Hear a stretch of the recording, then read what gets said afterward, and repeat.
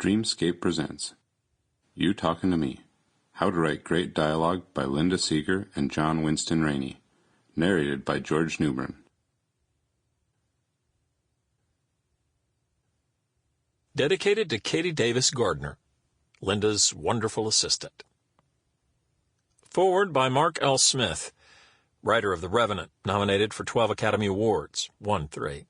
The Overlord, produced by J.J. Abrams, and Good Morning Midnight, directed by and starring George Clooney. When John and Linda asked if I'd be interested in writing a foreword to their book, I have to admit I was hesitant, not because I didn't have things I'd like to say on the subject, but because I couldn't rely on either of them to help show me how to write it. John was the first person other than my wife to read anything I'd written. For years, my process was finish the script, print the script, send to John, wait for his many thoughtful notes, do a rewrite, then rinse and repeat until the script was where I wanted it to be.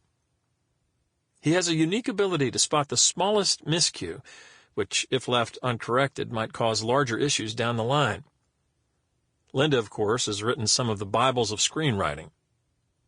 When doing anything, from providing maps to structure and story to developing the most interesting characters possible, I use her words as my guide. I pored over both making a good script great and creating unforgettable characters before I wrote a single word of my own.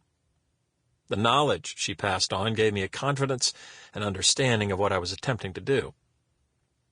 For the past 20 years, I've carried their lessons with me. And now, you fortunate readers will get to share in all the secrets I've known for so long, especially regarding dialogue. Good movie dialogue is like air.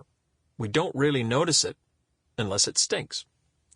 There are, of course, the few outliers like Tarantino and Sorkin who turn the spoken word into an art form of its own, but for the most part, dialogue has one key necessity: to sound the way real people speak. There are other valuable elements as well, but whether it's a Western filled with a mixed array of languages, a post-apocalyptic drama about a dying man and a young orphan, or a sci-fi gangster flick, the characters need to come across as authentic to the world and story they inhabit. My earliest scripts were filled with colorful dialogue coming out of every character's mouth. I'd write the lines and smile proudly. I couldn't wait for others to read it and see how cleverly I could turn a phrase. Then I'd continue the process I mentioned earlier and send the finished product off to John, who would usually return it with something like, "Stop trying to be clever. People don't talk like that." That was my first lesson in understanding the responsibility of dialogue. It isn't there just to sound good. Dialogue's obligation is to express. Sample complete. Ready to continue?